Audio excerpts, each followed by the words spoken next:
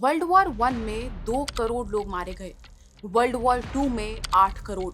लेकिन 1877 में एक ऐसा क्लाइमेट डिजास्टर हुआ जिसने दुनिया भर में करीब 6 करोड़ लोगों की जान ली। ना कोई वर्ल्ड वॉर, ना कोई न्यूक्लियर बॉम्ब, सिर्फ एक क्लाइमेट इवेंट जिसका नाम था El Nino. El Nino. El Nino. El Nino.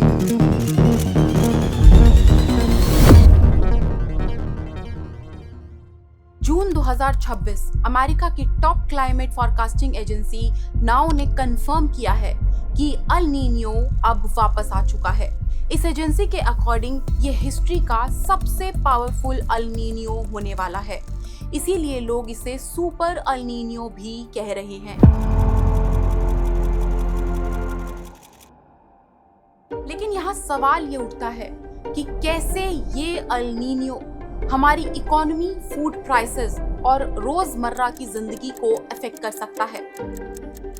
और वीडियो के एंड में मैं आपको कुछ ऐसे फैक्टर्स भी बताऊंगी जो अल नीनियो के अलावा भारत की सिचुएशन को और ज्यादा मुश्किल बना सकते हैं। लेकिन उससे पहले अगर आपको हमारी वीडियो से थोड़ी सी भी वैल्यू मिलती है तो चैनल को सब्सक्राइब जरूर करें। और अब सबसे पहले समझते हैं आखिर अल नीनियो होता क्या है।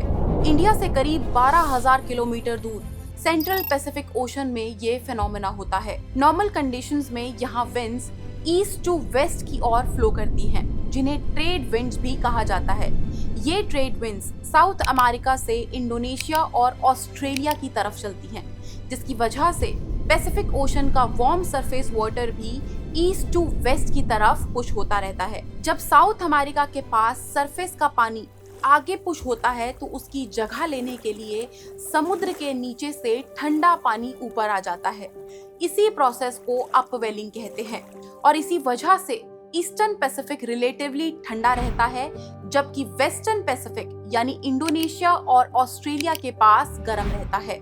और गर्म पानी इवेपोरेट करके इस रीजन में ज्यादा क्लाउड्स फॉर्म करता है, जिसकी वजह से यहाँ रेनफॉल्स देखने को मिलती है। लेकिन हर 2 से 7 साल में ये ट्रेड विंड्स वीक पड़ जाती हैं और जब भी ऐसा होता है तो वार्म वाटर को इंडोनेशिया और ऑस्ट्रेलिया के पास होल्ड करने वाली फोर्स भी कम हो जाती है, जिसकी वजह से वार्म वाटर धीरे धीरे सेंट्रल और ईस्टर्न पैसिफिक की ओर मूव करने लगता है और अपवेलिंग वीक हो जाती है, जिससे रेनफॉल का पैटर्न चेंज होने लगता है और इसी फिनोमेना को अल नीनियो कहा जाता है। सबसे पहले पेरू के फिशरमैन ने इस इवेंट का नाम अल नीनियो रखा था, जिसका मतलब है क्राइस्ट चाइल्ड, क्योंकि सबसे पहले अल नीनियो अक्सर क्रिसमस के टाइम पर आता था। लेकिन टेक्निकली अल नीनियो तब डिक्लेयर किया जाता है जब सेंट्रल पैसिफिक ओशन का टेम्परेचर नॉर्मल टेम्परेचर से 0.5 डिग्री सेल्सियस ज्यादा गर्म हो।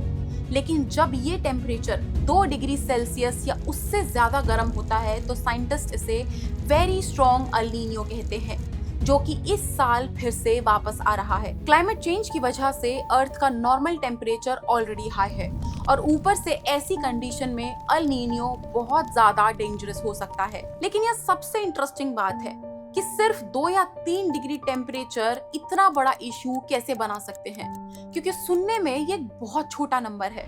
सोचो, एक कप चाय का टेम्परेचर अगर 2 डिग्री से बढ़ जाए तो शायद कोई नोटिस भी ना करे।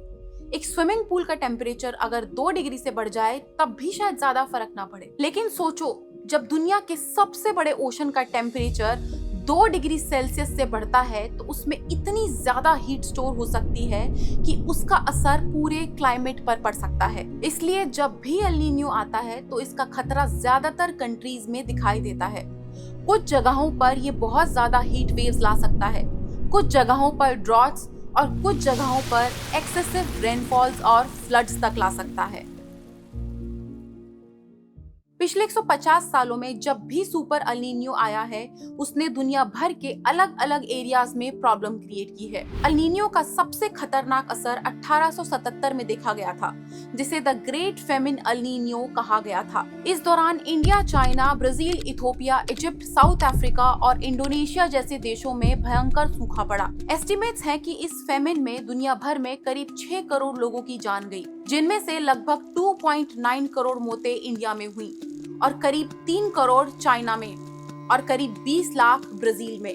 उसके लगभग 120 साल बाद 1997 में दुनिया ने फिर से एक बार सुपर अल नीनियो देखा। सिर्फ कुछ महीने के अंदर पेरू और इक्वाडोर में भयंकर फ्लड्स आए। इंडोनेशिया और ऑस्ट्रेलिया के जंगलों में आग लगी। इंडिया में कमजोर मानसून की वजह से कई इलाकों में फसलें खराब हुई और कुल मिलाकर एक अल नीनियो ने दुनिया को करीब $100 बिलियन का नुकसान पहुंचाया। उसके बाद 2015 में एक और सुपर अल नीनियो देखा गया और सबसे रीसेंट अल नीनियो 2023 में आया, जब दुनिया भर में रिकॉर्ड तोड़ गर्मी देखी गई। भारत से लेकर ऑस्ट्रेलिया तक हीट वेव्स और ड्रॉट्स देखे गए। साउथ अमेरिका में फ्लड्स, अमेज़न के जंगलों में आग और समुद्र में कोरल ब्लीचिंग तक देखने को मिली। लेकिन अगर इस बार आने वाला अल नीनियो भी उतना ही पावरफुल हुआ तो भारत की इकोनॉमी और आपकी जिंदगी को बहुत गहरा असर पड़ सकता है। असलियत में अल नीनियो का असर देश की पूरी इकोनॉमी पर एक डोमिनो इफेक्ट की तरह दिख सकता है और इसका सबसे बड़ा असर देश के रूरल एरियाज में होगा, जहां आज भी भारत की करीब 64% आबादी रहती है। सबसे पहला झटका एग्रीकल्चर को लगेगा। आज भारत की करीब 55% खेती को इरिगेशन की फैसिलिटी मिलती है, लेकिन वहीं दूसरी तरफ 45% खेती आज भी पूरी तरह बारिश के भरोसे है। यानी अगर मॉनसून कमजोर पड़ता है तो देश के लाखों किसानों पर उसका सीधा असर पड़ेगा। सबसे ज्यादा खतरा उन स्टेट्स को होगा जहां खेती आज भी बारिश पर पूरी तरह डिपेंडेंट है। जैसे महाराष्ट्र में करीब 80% खेती आज भी बारिश पर डिपेंडेंट है, झारखंड में 85%, मध्य प्रदेश में 65%, छत्तीसगढ़, राजस्थान और उत्तर प्रदेश के कई हिस्सों में करीब 60% खेती आज भी बारिश पर डिपेंडेंट है। लेकिन इसका सबसे खतरनाक असर एक किसान ही झेलेगा। मान लीजिए महाराष्ट्र का एक किसान सोयाबीन या कपास की खेती करता है। अगर बारिश समय पर नहीं होती तो एज अ रिजल्ट सबसे पहले उसकी फसलें खराब होंगी और हो सकता है उसे फिर से सीड्स डालने पड़े। सिंचाई के लिए ज्यादा पानी और डीजल की जरूरत पड़ेगी। बीज और खाद के लिए और ज्यादा पैसा चाहिए होगा, जिससे किसान को भारी नुकसान होगा। अब अगर किसानों की इनकम कम होगी तो उनकी परचेजिंग पावर भी कम हो जाएगी, जिससे अब ट्रैक्टर, एफएमसीजी प्रोडक्ट्स, फर्टिलाइजर्स और कंज्यूमर गुड्स जैसी चीजों पर कम खर्च होगा। इसका असर बड़ी बड़ी कंपनीज की सेल्स और पूरे इकोनॉमिक एक्टिविटी पर देखने को मिलेगा। आरबीआई का कहना है कि अगर एल नीनियो की वजह से खेतों पर इम्पैक्ट होता है तो जीडीपी ग्रोथ 6.6% से कम हो सकती है। इसके बाद असर दिखेगा महंगाई पर। जब एग्रीकल्चर प्रोडक्शन कम होगी तो मार्केट में फूड सप्लाई कम होगी, जिसका रिजल्ट है कि फूड प्राइसेस बढ़ेंगे और इसका असर अभी से दिखने लगा है। अप्रैल में फूड इन्फ्लेशन 4.20 था, जो कि मई में बढ़कर 4.78 हो चुका है और भारत में फूड इन्फ्लेशन ओवरऑल इन्फ्लेशन को काफी हद तक इन्फ्लुएंस कर सकता है।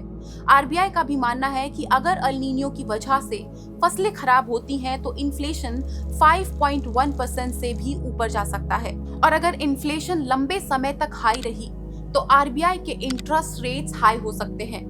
इसका मतलब है कि होम लोन्स, बिजनेस लोन्स और इन्वेस्टमेंट्स की कॉस्ट हाई हो सकती है।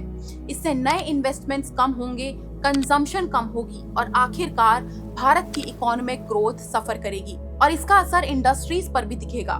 फॉर एग्जाम्पल, अगर कॉटन प्रोडक्शन कम होगी तो टेक्सटाइल इंडस्ट्री में रॉ मटेरियल महंगा हो सकता है।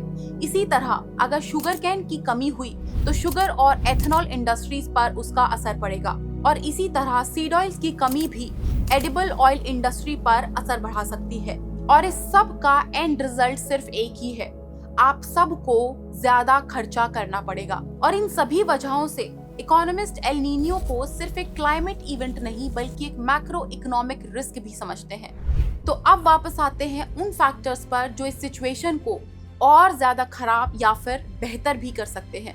भारत का मॉनसून सिर्फ पैसिफिक ओशन से कंट्रोल नहीं होता, इसके पीछे कई दूसरे क्लाइमेट सिस्टम भी काम करते हैं जो एल नीनियो के इम्पैक्ट को कम या ज्यादा दोनों कर सकते हैं। For example, Indian ocean dipole, ये फिनोमेना इंडियन ओशन में होता है। इंडियन ओशन के इन दो रीजन्स को देखो, एक तरफ है सोमालिया और दूसरी तरफ है इंडोनेशिया। इंडियन ओशन डिपोल में देखा जाता है कि सी सरफेस लेवल दोनों में से कहाँ का ज्यादा है। अगर सोमालिया के पास गर्म पानी बन रहा है और इंडोनेशिया के पास ठंडा पानी है तो ये पॉजिटिव आईओडी होगा, क्योंकि अगर वार्म वाटर सोमालिया के पास बन रहा है तो वहां की हवाएं उठेंगी और मॉइस्चर को लेते हुए भारत की तरफ आएंगी, जिससे भारत में बारिश देखने को मिलेगी। लेकिन अगर नेगेटिव आईओडी होता है तो इंडोनेशिया के पास वार्म वाटर बनेगा और सोमालिया के पास कोल्ड वाटर ही रहेगा, जिससे भारत में कम बारिश होगी और ड्रॉट्स तक की सिचुएशन बन सकती है। तो अगर आईओडी पॉजिटिव रहता है तो अल नीनियो का असर कंट्रोल किया जा सकता है। वहीं दूसरा फैक्टर है Arabian Sea and Bay of Bengal. India में जो मॉनसून की हवाएं आती हैं वो मॉइस्चर इन्हीं दोनों जगहों से लेकर आती हैं। अगर अरेबियन सी और बे ऑफ बंगाल दोनों में अच्छी मात्रा में मॉइस्चर मौजूद है तो इंडिया में अच्छी बारिश होने के चांसेस बढ़ जाते हैं। लेकिन अगर यहाँ मॉइस्चर कम है तो मॉनसून भी कम हो सकती है। यानी अल नीनियो के साथ साथ अरेबियन सी और बे ऑफ बंगाल की कंडीशंस भी इंडियन मॉनसून को काफी इफेक्ट कर सकती हैं। और थर्ड फैक्टर है मैडन जूलियन ऑसिलेशन फिनोमेना यानी MJO। ये बेसिकली एक एयर सर्कुलेशन फिनोमेना होता है जो इंडियन ओशन से पैसिफिक ओशन की तरफ सर्कुलर मोशन में ट्रैवल करता है। ये 30 से 60 दिन की साइकिल में चलता है। जब इसका एक्टिव फेज इंडियन ओशन के ऊपर होता है तब क्लाउड्स बनते हैं और भारत में ज्यादा बारिश देखने को मिलती है। लेकिन अगर इसका एक्टिव फेज इंडियन ओशन से दूर चला जाता है तो बारिश कम हो जाती है। तो कुल मिलाकर इंडियन मॉनसून सिर्फ अल नीनियो पर डिपेंड नहीं करता, बल्कि ये सारे फैक्टर्स भी बहुत ज्यादा मैटर करते हैं। और अगर अभी तक आपने हमारा चैनल सब्सक्राइब नहीं किया है तो चैनल को अभी सब्सक्राइब करो। And this is my perspective on what matters. See you in the next video.